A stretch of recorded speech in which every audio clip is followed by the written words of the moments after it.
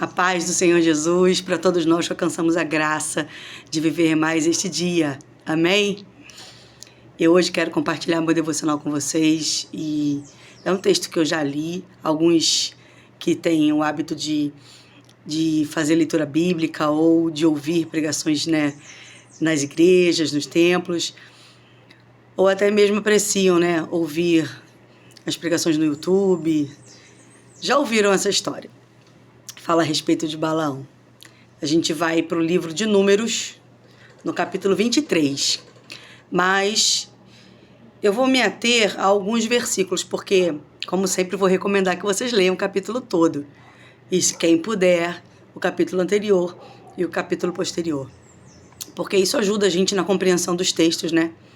Na compreensão do contexto, né? Da história, da geografia, do tempo em que aquilo aconteceu, né? E nós vamos ler Números 23 e depois eu vou comentar as anotações que eu fiz aqui, umas pouquinhas anotações, para a gente não esquecer, né? Não deixar de aprender nenhum dos ensinamentos que Deus tem trazido ao nosso coração. Eu quero primeiramente agradecer a Deus pelas nossas vidas, por mais um dia. Quero agradecer a Deus pelos livramentos que Ele tem nos dado, pela graça, pelo amor, pela misericórdia, por sua compaixão e pelo Espírito Santo que permanece conosco. Mesmo pecadores, seguimos nos arrependendo, né? E alcançados pelo amor de Deus. Vamos começar a leitura? Eu vou ler alguns poucos versículos, mas eu vou tentar ir até o 25 no máximo. Números 23, tá? Balaque edifica 7 altares. Balaque era o rei dos Moabitas e Balaão era o profeta que ele mandou chamar, né? Porque ele tinha um propósito. O rei tinha um propósito: amaldiçoar o povo de Deus.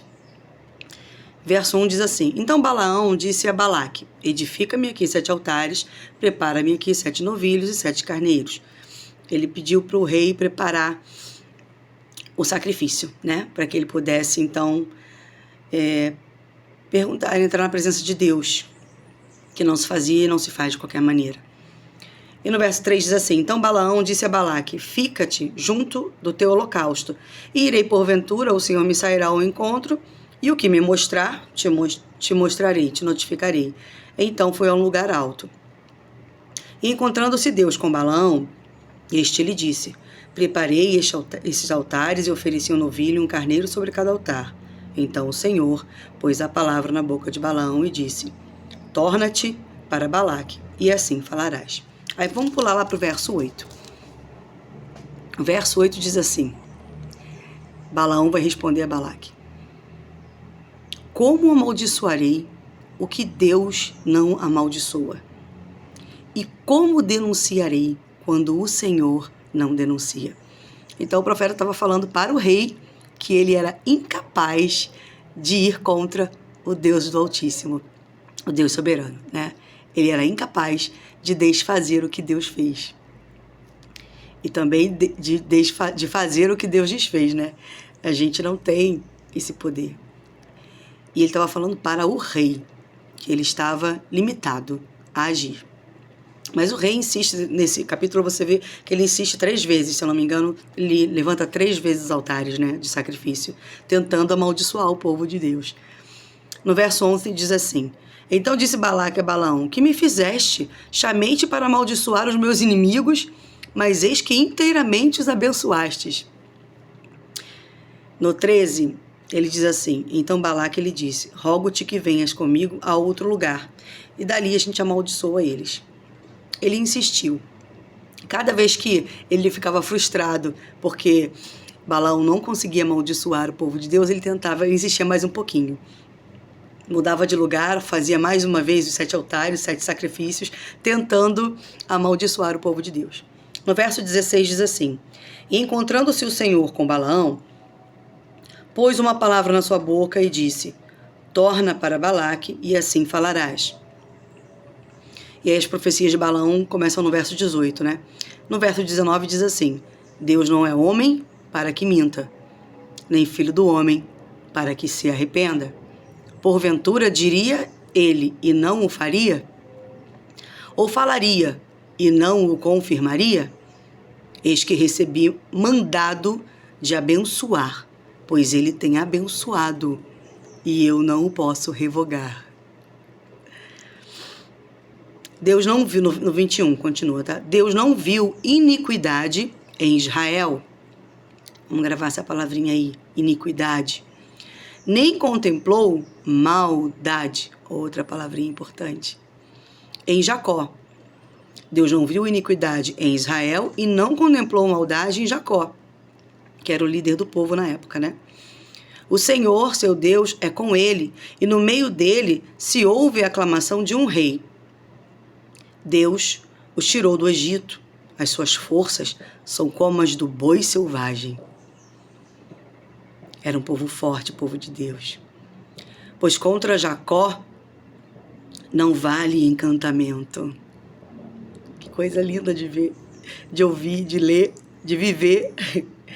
Pois contra Jacó, no verso 23, não vale encantamento, nem a adivinhação contra Israel. Neste tempo se dirá de Jacó e de Israel, que coisas Deus tem realizado. Aí lá no 25 diz assim, então Balaque disse a Balaão, nem o amaldiçoarás, nem o abençoarás, porque não temos poder para isso. Então, assim, essa passagem fala a respeito, né, da vontade do rei de exterminar os inimigos dele, e os inimigos dele eram o povo de Deus. E não foi possível ao homem passar por cima da soberania de Deus. O amor de Deus se estende aos seus filhos e as bênçãos do Senhor alcançam seus filhos. Né? Por mais que a gente, às vezes, veja uma situação ou uma aparente situação, a gente não deve julgar porque a gente não conhece, não sonda corações. Agora, Deus é Deus que sonda os corações. E quando Ele aprova alguém, é mais do que aprovado. Quando Ele aprova alguém, quem somos nós para desaprovar? Não é verdade? Deixa eu ver as minhas anotações para o vídeo não ficar muito longo. E eu anotei assim, em primeiro lugar, um relacionamento de intimidade com Deus, né? Era o povo dele, não era um povo desconhecido. Era um povo que tinha uma promessa, que carregava uma promessa de Deus. A importância de conhecermos a vontade de Deus para sermos bem-sucedidos no que planejamos fazer. Porque você acha mesmo que eu, você, qualquer um de nós, pode ir contra Deus e ser bem-sucedido? Ah, gente, vamos perder tempo com isso não, né? Vamos fazer a vontade do Pai. Fica bem mais fácil viver assim, né? A gente vai encontrar algumas dificuldades por conta do nosso coração e do coração das pessoas, mas fazer a vontade de Deus é infinitamente melhor. Ainda que tenhamos as pedrinhas, né, para tropeçar, quem está segurando na nossa mão é Ele. Vale muito a pena conhecer a vontade e obedecer à vontade de Deus. Eu também anotei assim, reconhecer o poder de Deus. Reconhecer a sua soberania. Ele não precisa da minha opinião nem da sua, não é verdade? Ele é Deus. Mesmo que a gente não reconheça, Ele continua sendo Deus. E a gente precisa parar diante das impossibilidades da vida e se perguntar se a gente não está indo contra a maré, e a maré sendo a vontade de Deus, né?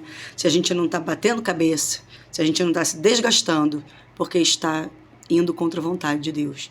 E parar para refletir a respeito da vontade de Deus é de muita importância, porque isso tem que ser uma coisa diária na nossa vida. A gente precisa buscar conhecer essa vontade de Deus em todo o tempo. Nas pequenas decisões da vida, nas grandes decisões da vida, nos momentos mais desafiadores, mas nos momentos mais simples também. Às vezes, quando você vai tomar uma pequena decisão no seu cotidiano, você pode tropeçar. Então, conhecer a vontade de Deus é muito importante para todo filho de Deus que o ama. Porque a gente vai tentar passar aqui nessa vida para agradá-lo e não para desagradá-lo, né? Vamos lá. Aqui eu falei para a gente lembrar da palavrinha iniquidade, maldade. Verso 21, Números 23, versos 21, diz assim, não viu iniquidade em Israel, nem contemplou maldade em Jacó. Gente, iniquidade, né? Pecador nós somos, a gente peca o tempo todo. Mas a gente também se arrepende o tempo todo, reconhece a nossa limitação e dependência de Deus. Nós dependemos de Deus, dependemos que o Espírito Santo nos constranja, dependemos da bondade, da graça, da misericórdia, do poder que Jesus Cristo tem sobre as nossas vidas quando nos resgatou com aquele sacrifício de sangue na cruz.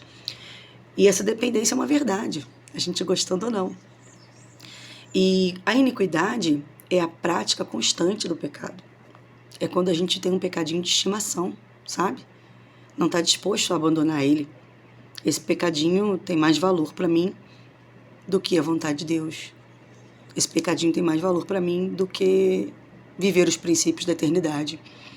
E a gente precisa analisar a nossa vida e olhar com muito cuidado, porque às vezes não são coisas óbvias, né?